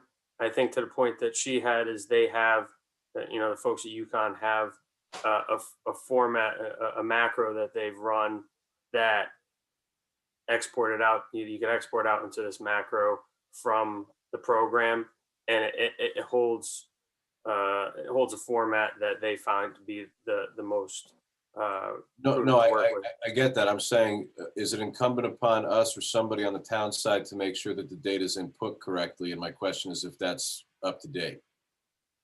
The data for Eversource Electric is all automatically Oh, input. it's all, okay. Yeah, the only thing that George will be working to input is any of the number 2 heating oil or propane that aren't serviced through Eversource, really. Right. Understood. Okay. Right. That's a small. I'd like number. to point out So that you I've guys done are some gonna of have this to do- exporting too, but I'm not that good at it. And I went to Mac, and now I'm in numbers rather than Excel and stuff like that, you know. But I mean, you can learn a lot. I mean, there's all sorts of things you can do to create your own formulas within Excel to tell you the type of information you want to know, you know. Ryan, did you have something? We're gonna. I'm going to say that you're going to have to do some amount of analysis to that data, as if you just take for example, square foot per kilowatt hour per square foot. Your buildings are different types of buildings. A garage is going to have significantly less kilowatt usage per square foot than, say, of the pool or school. So, I mean, while it's great to be able to organize those in different ways, if we don't decide if we don't know what we're looking at, it's not going to be a useful comparison anyway. Right. Okay. So Dan's going to get the spreadsheet. Chris, you want to set something up send out an email. I'm on the committee, all right? Just let me know when you want to, it doesn't have to, we could be doing, it could be very informal. But why don't, we probably should wait until we get that spreadsheet because it's all there. Yep. We don't have to reinvent the wheel. But I Okay. think you Program can actually also- just go to the website and look at the data there, and it's so easy to manipulate the data. They give you a choice of 10 different things you can look at any one type of Yeah, value. That's easy for you to say. Well, Like I said, I haven't been in there in 2 months. I would have to, it's almost like starting from.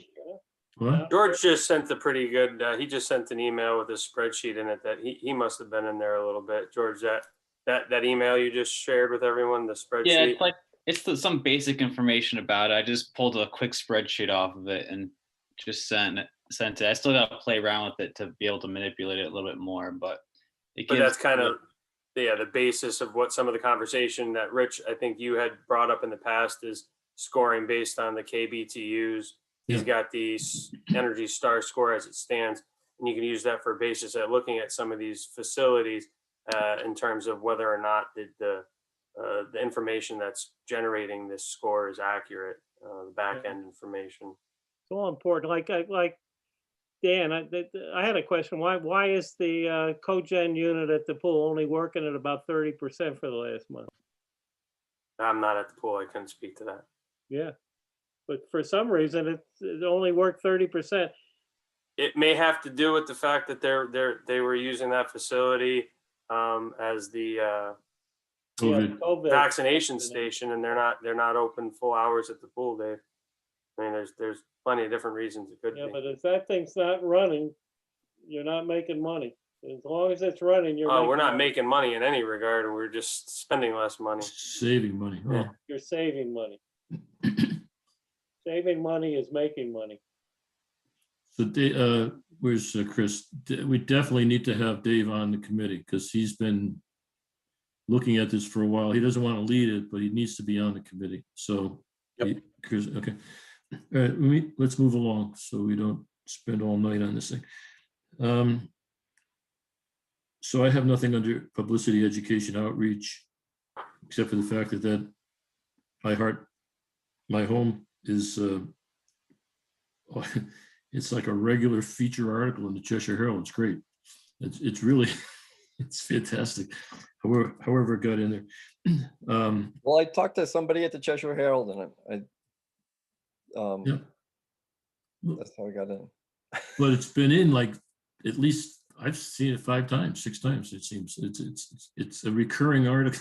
It takes up a lot of space, and maybe they just need filler. But it's really it's well written, and it like you say. I think you reported last month that there were 8 signups for the Hess. Through I Heart My Home. Those are the only numbers I got. I don't know how many just go directly to Eversource and do the. Yeah, we don't know. That way. No. It could be a lot more. Okay, under clean energy, opportunities for additional solar carports and PV arrays. Well, we talked about that earlier. There may be lots of opportunities. We'll put together that list. Rich, I just want to say, I mean, if you just think about putting all the parking lots and carports, you could put around town, around the pool. There's plenty of parking there. And perhaps you could tell the teachers instead of a raise, we'll give you covered parking next year. Yeah, right. And Dan's comments last month were well taken. Once they figure out what they want to do with the extended Bartland Park, there may be some opportunities there for solar panels or solar ground mounts or who knows. But that's Charging station? What's that? A charging station? Yeah, why not? Where's Dave? Dave, no, that's Paul. I'm sorry. No. We'd be paying more for electricity than if we have charging stations.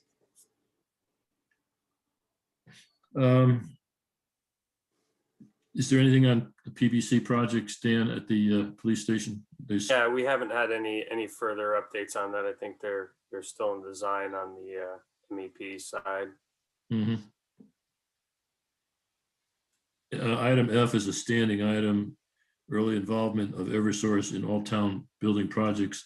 And obviously, whatever the school modernization committee comes up with, we should be having Eversource engineering, gas and electric input. You know what, the one thing that keeps bothering me with PVC and all that is that if we could only get the town to ask in our RFPs for energy conservation projects and cost savings as an addendum, whether it costs, you know, at least give you the option to select whether you want to do it or not. And we don't ask that. I believe it's in, Dave, in the RFPs that go out, there is a requirement in design for them to Yeah, both to meet seek the code, energy, to meet the code. energy star, or energy, use energy efficient equipment. You know, I can't speak to it exact terms, but use energy efficient equipment and seek energy rebates where available. So I mean, to a point, it is included in the RFPs. I Good. guess so. Not emphasized, but included.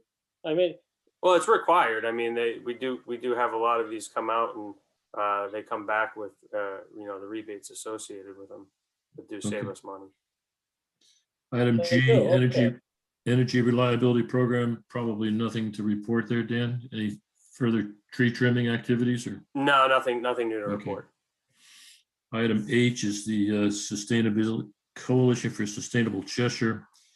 We talked about providing support in whichever way we can to that committee or coalition. Actually, these people that were on this evening, there was some connection between Fiona and them, right? I think she provided you the introduction. Yeah. Came through Fiona. I think she forwarded you the original email. That was the right. Yep. So then if we do these solar projects, is that going to help them get their certification, their bronze or silver or whatever? I'd assume that it would lead to some form of a credit towards that. It depends on which line they're looking at filling. Yeah, that is part of it, Rich, is energy efficiency and all that. So they would get credit for any projects. They're getting credit for the projects that we already have, but anything additional they could add on. That's correct. Good. Okay. So there was an item that Chris wanted to put, this will be our last topic for the evening. But Chris, why don't you we need to add an item under new business. And I think technically we have to have a motion and a second approval to do that. So I'd like Chris, to make a motion to add to the agenda a discussion on Storm Isaias cost recovery from Eversource in the Pura proceedings. I'll second it. okay, that's Dan Knutson seconding, and we're going to find out about it if we all agree. So all in favor of adding that? Aye. Sure. Looks like it's a go. Okay, so Chris, why don't you tell us what you have in mind? Sure. And apologies for sending that email this afternoon. On Friday, it was brought to my attention by way of just browsing some of the news, and it looks like on some call with analysts, CEO of Eversource was suggesting that cost recovery from the August storms, he was confident that would be approved to recover from the ratepayer. And let me preface this by saying I do believe that storm response and cost recovery for infrastructure related issues and disaster response, acts of God or whatever, I do believe that is incumbent upon the ratepayers. However, it is a little bit concerning to me in reading the article, and I'm trying not to be prejudicial here, but there's a lot of speculation and a lot of discussion that the utility was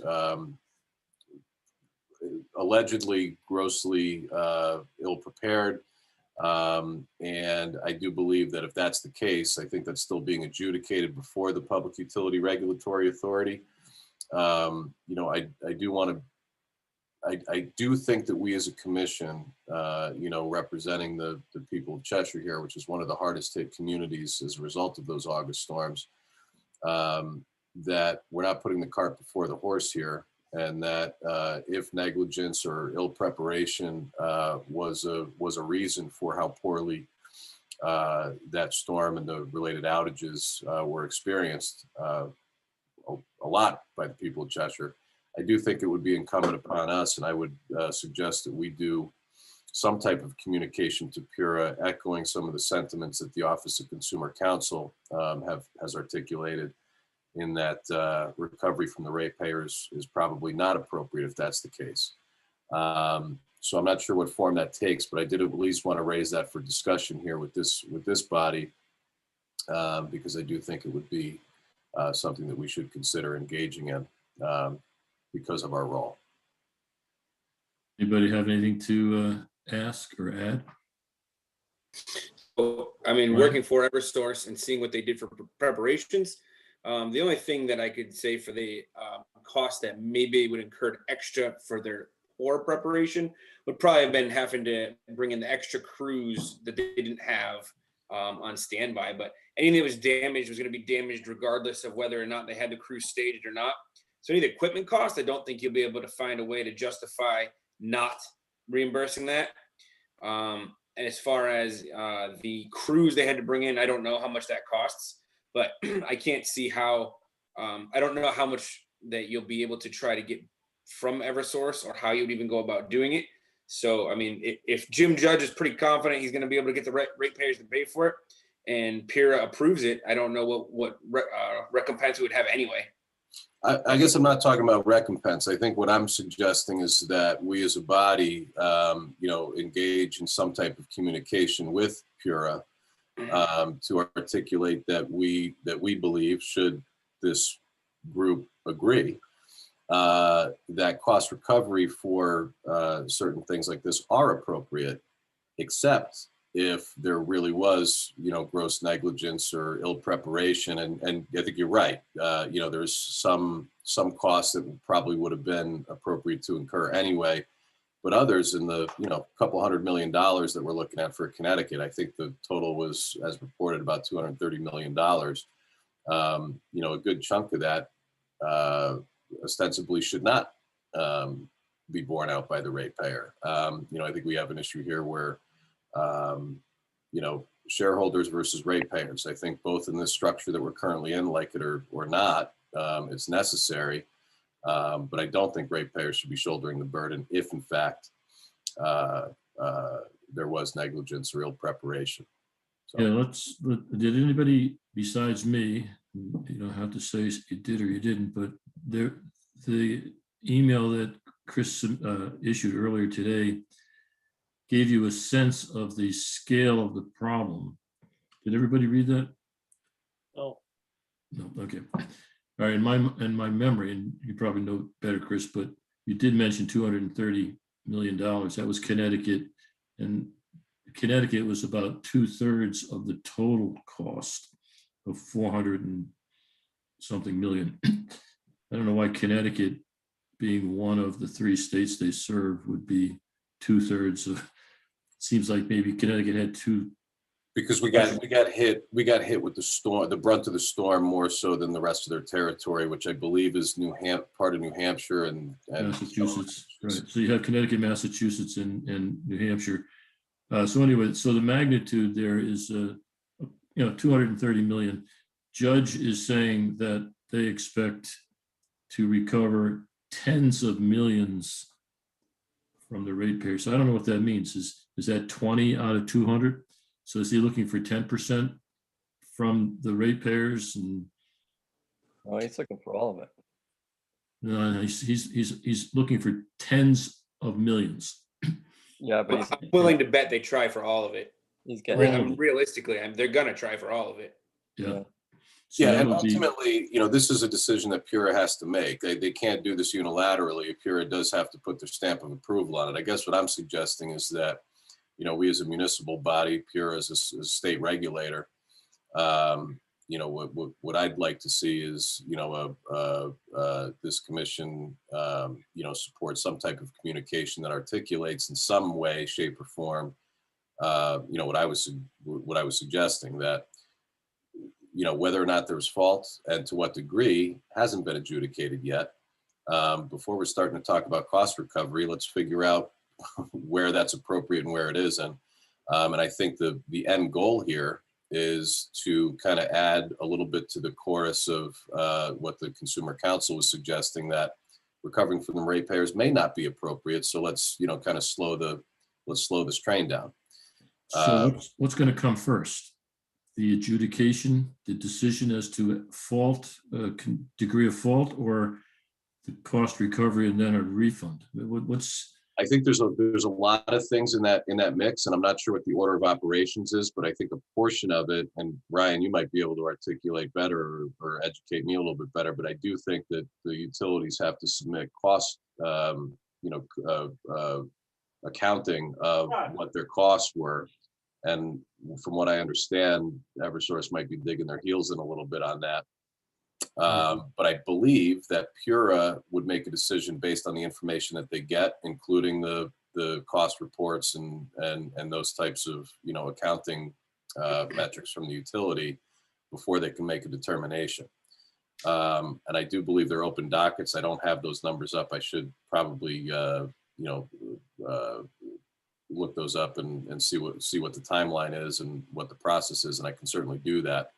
But given the timing of this meeting, I thought it was, timely to at least initiate the conversation. And I'd be happy to do some of this, looking at this a little bit further. And I'd be happy to, draft something and circulate via email for folks to take a look at. Yeah, why don't you do that? But again, I think in our conversation earlier today, I think I gave you my take on it, and it's not up to us to do the adjudication. Right. I would be 100% in favor of, disallowing Eversource from recovering anything if they were found liable or at fault or negligent or whatever. But it's not up to us to determine that. It's somebody, I don't know who's actually doing it. Maybe Ryan, you can comment on that. Honestly, I'm not very well versed in how that works. It's not my department, but I would like to point out that how quickly Pura reversed its decision to allow the millstone charge increase when there was public outcry. So I think Chris brings up a point.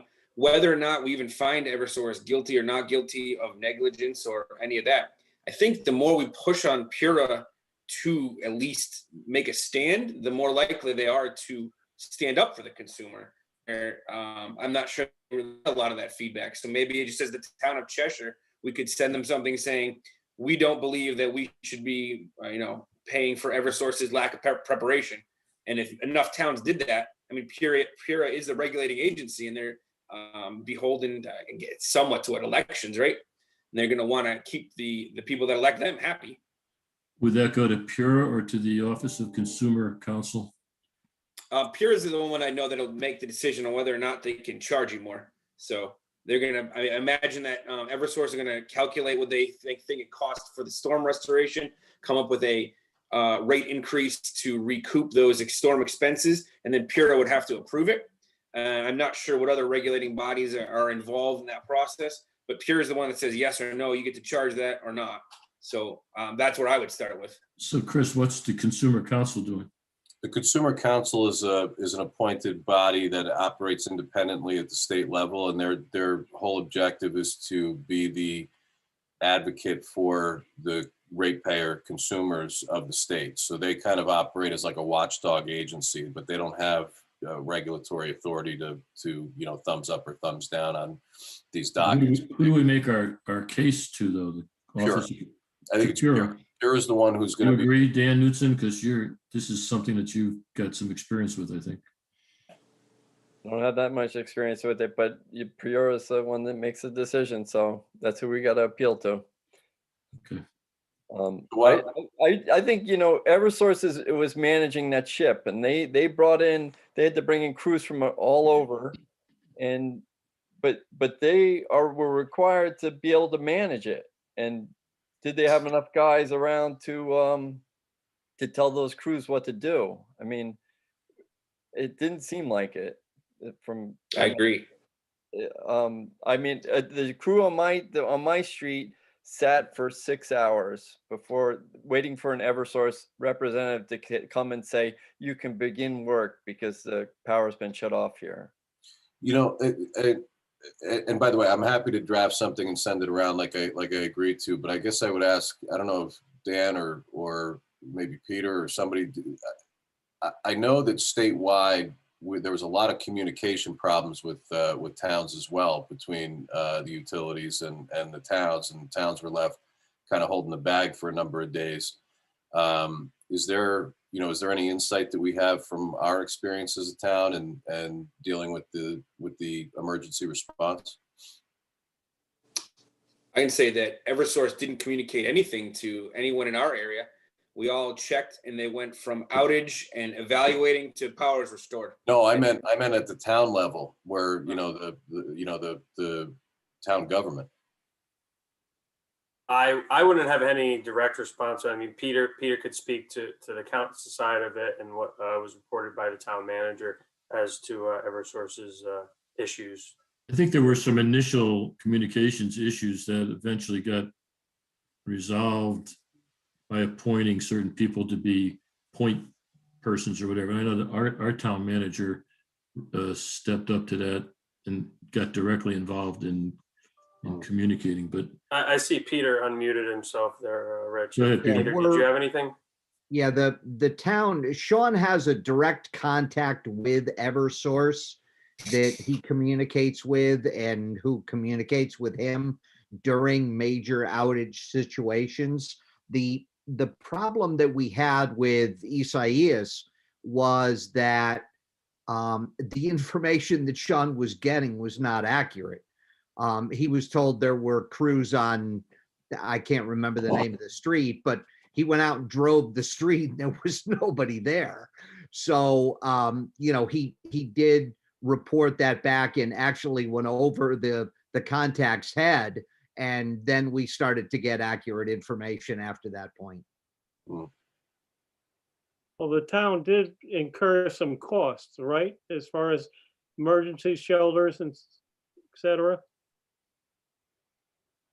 well, there must have been some costs, yeah. Yeah, and I think those would, Peter, again, you might have better information than I, but I think, the town's costs for storm debris cleanup and emergency shelters and so on would be those reimbursements sought on the federal level, not really something that you would seek penalties from Eversource on. Yeah, all of so, that I mean- stuff was FEMA reimbursable, and we did put in for it.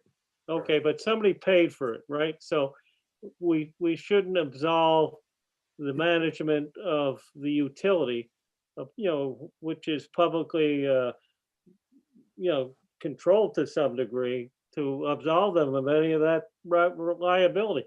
Just, take a 10% cut in the CEO's pay or something like that. Or fire.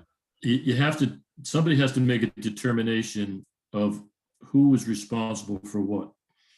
And obviously it's got to be done by some kind of an unbiased third party. I mean, it's probably more than one person. It could be a big committee, but once they've been allowed enough time to come, I don't know why it's taking so long, because it's almost a year, right? Or it'll be a year in August, I guess. They're called lobbyists. I would think in Connecticut, there could be the comparison between how well UI handled it and how well Eversource handled it. Not exactly, because who knows if the UI territory got hit the same way as, Yeah. yeah, I mean, Yeah, Chris it's and I went apples through and this. oranges, unfortunately. UI only has like 12 stations too. To Eversource is like 240 Stations. transmission stations. Oh, yeah, okay. Their territory is substantially smaller with less equipment. Yeah, you got to be Well, careful but to that's- compare apples and But apples. then they need to have more resources to take care of more area. I mean, Yeah, and then your bill is going to go up.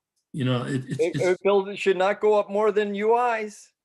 I mean, you know, it's easy to people like to bash the utility companies, right? It's just it's human nature to do that. If they're at fault, I agree, they should pay. But we Right. don't know if they're at fault. That's what I'm saying. It should be looked at. Yes. So Dan, I can tell you, as far as UI, like they don't maintain transmission operators. So like I do that for UI, so they don't have to pay those people, and they don't have to go to rural areas. They only have their densely populated southwestern Connecticut area where they're not paying for hundreds of miles of transmission line to a small town in like eastern or the northwest of the state where Eversource has to. So they're going to be more costs that are not comparable to the small, grid that they have and the level of equipment they have to maintain. They don't have tens of miles of right-of-ways and such. So, I mean, I understand the frustration, and nobody understands why their bills are more or what any of that stuff works, but you're not going to be able to get a comparison to why UI did a better job than Eversource, because it's not a comparison on what they're actually doing for like services and work. Right. It's not necessarily completely a management issue. Who knows? But, it's not up to us somebody's got to figure it all out. And if they figure it out that Eversource was somehow negligent or ill-prepared or. I think Eversource did send crews out of state to help other states prepare, which was probably not the smart thing to do, but I don't know what the mutual aid agreements are. Like UI doesn't have those. So, Eversource is going to send people where they're requested. And then when we get hit, everybody's got to come back. So, I mean, again, and trust me, I don't have any love for Eversource, but it's no one understands how any of it works. And then everybody just gets mad, and I don't know. I think we have a tendency to want to jump on the big monopoly bandwagon, and it's understandable because you can't control it. They raise their rates, they lower the price of commodity, third-party supply from Eversource is going to go down 20% in July. Nobody's going to go around saying, "Hey, well, that's a great deal. Boy, that's nice." But it is. It's going to go down to, at least for large customers, it's going to be down. It's going to go from like 9 to 6 cents a kilowatt hour, just for the supply. So the prices are all over the place, and we have no control over it. And we think that they're being abusive or controlling. I don't know. They probably are, but Chris, you're going to put together something, okay? I'll put together something, and if there's no objection, I'll circulate it via Yes, please do that. email. It'll be a starting point. But we just need to be careful to be objective. I will distill this conversation into the letter. Yeah, You understand what I'm trying to say, okay? and I'm on the same page with you. Okay, good. And I know you are, and we talked about it earlier, and it's a great idea. I mean, we need to hold their feet to the fire. If they could have done a better job, they need to hear back from their customers too, right? It used to be that we were ratepayers. I think they started to review us as customers, but I don't know. Still, maybe we're still ratepayers, right? Because when I used to work for Northeast Utilities, and when they developed the competitive businesses, they decided no more ratepayers, they're customers. Well, that's nice, but they should get feedback from their customers, and they should know how we feel.